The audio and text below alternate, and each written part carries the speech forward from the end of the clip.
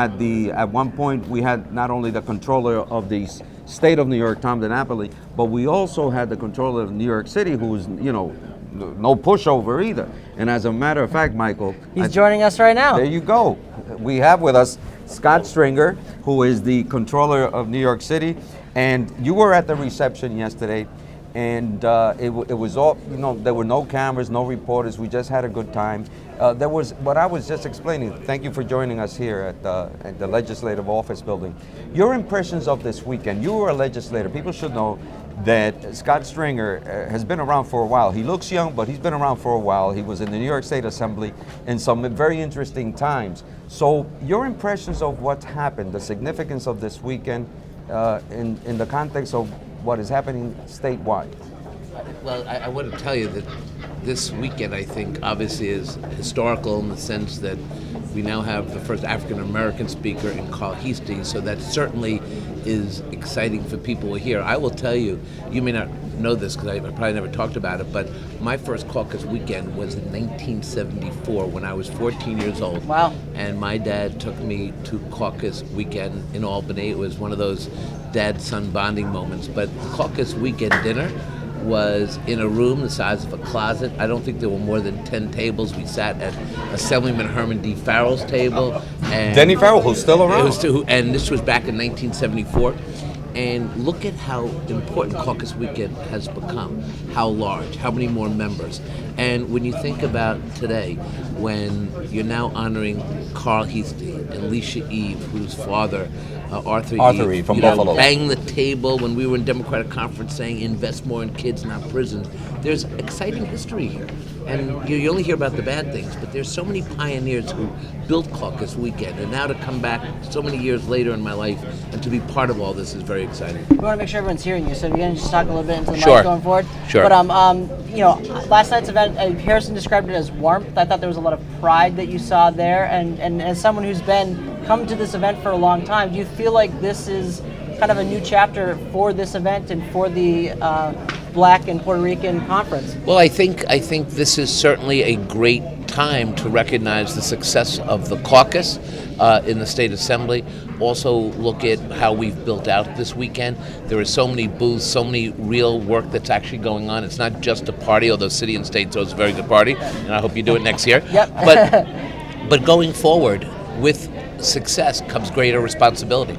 And now it's going to be up to the progressive wing of the Democratic Party in Albany to become more transparent, to become more open, to do the people's business in the light of day. And I think Carl's going to be able to do that because I think he understands the members, they respect him, and we need some help here. And New York City gives so much more to Albany than we get back in terms of money. We also have to have a city agenda. We have to come up here and make sure we get our fair share. We never want more than we entitled to New York City residents, because we know we want to help Long Island and upstate. But now it's our moment for our city's history that we get it right for our kids. Well, now that you say that, one of the things that it occurs to me in the climate that this happened and the way that it happened so suddenly with the misfortunes of Shelley Silver, who is from Manhattan, representing a district of Manhattan, speaker for almost 21 years. His misfortunes, the justice will take care of it, and they'll decide should be adjudicated to his responsibility or guilty or not. But we have a reality now with a new structure, with the first African-American person of color at such an import as one of the three men in the room. There is a lot of talk, and rightfully so, of reform. You were here. You know that the talk of reform is not new. Is it appropriate when you hear now the call for reform coming from the governor and saying we got to do reform and starts threats much like Eliot Spitzer did? Is that the way to go, or do people know what is wrong and are they going to correct it? Is this legislative body, this current assembly, capable of saying these are where the mistakes are instead of being threatened by the governor? He's made public threats. I'm saying that it's been reported. You heard him what he said. How do you feel this climate? Is that the way to go? You were here. So I was here, and one of the things I was able to do when I was in the assembly was put forth rules reform that ended empty seat voting, and the assembly at that time made some serious reforms. Look, let's not fall into the trap of saying, well, an African-American speaker can't also be a reformer, right? because that's not true. I think Carl Heastie is already opening up the legislature. I think you're looking at a lot of equity issues between long-term members and those that have just arrived here. The new ones want to get down to business. They have a district they represent. A lot of new members come from communities that need help, and I think we should not make the mistake of saying reform is only for some constituencies, is not others. Now, Carl has to run a house, right, of people who are diverse, upstate, downstate, Long Island. There are people with different agendas, but there should be transparency. There should be fairness among members being treated equally. People in the city and state have a right to know what's going on, and I think Carl Heastie understands that better than most people. Yeah, and then you were in the conference, not too long ago. It was like 6 years ago. It was when It's almost 9. 9 years ago is when you became But manager. I just look younger. But I hear you. Do you get the sense that, lawmakers in the Assembly conference are more concerned about, like as you said, like delivering for their districts as far as getting other policy too? Do you think there's will within the conference to enact reform, or do you think their priorities are more like, hey, I know that I need to deliver this for my district, I know that you need to improve schools in my district? Is that more where you think lawmakers' heads are at?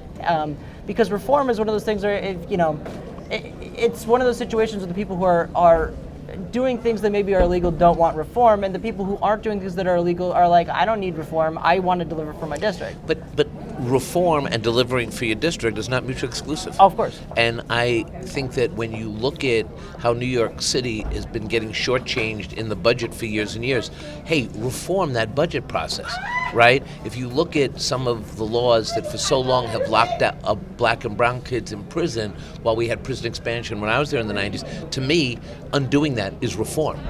Making sure that every child in New York City has a computer in the classroom, that's reform, because what we've seen is our city's been taken advantage of. So look at it right now. We talk about affordable housing, how we're going to build affordable housing.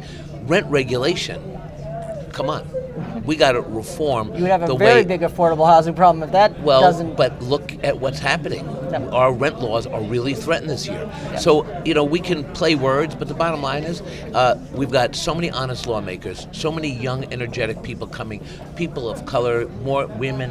This is a great time for diversity, but that diversity's got to match delivering. We're streaming live at City and State TV with New York City Comptroller Scott Stringer. You mentioned the young people. 42%, people don't realize throughout the state that 42% of the current assembly, the legislators, were elected in 2000 from 2009 on. So there is in fact new blood coming in who haven't been jaded or with the bad ways.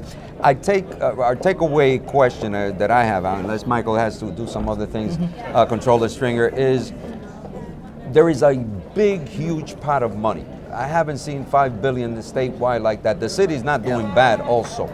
We have a lot of money, good management, good things. Some people say maybe at the expense of labor and other groups. The fiscal state of New York State and New York City couldn't be better right now. People are wondering what's going to happen with this money. From your perspective, I know we've asked Tom DiNapoli, I won't say what he said. If you could control what was done, what would be the areas that you would invest in? Well, as a New York City elected official, when you look at that $5 billion plus surplus, we put out a report talking about how New York City needs to claim our fair share of this funding. Revenue sharing between the state and New York City was wiped out over the last few years. We have not fully funded our education commitment in New York City. Now, I don't want to be just New York City centric, so the argument is we need $2.2 billion of that $5 billion because that is our share.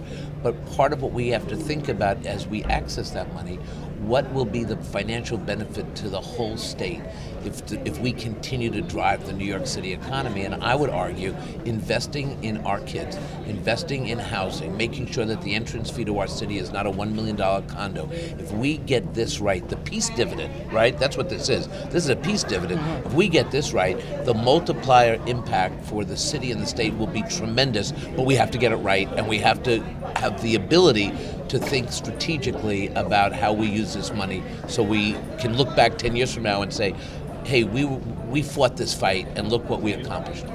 New York City Comptroller Scott Stringer, thanks for joining us. Thanks for having me. Enjoy the weekend. You guys have made it really special. Great. We love it, sir. Thanks so much.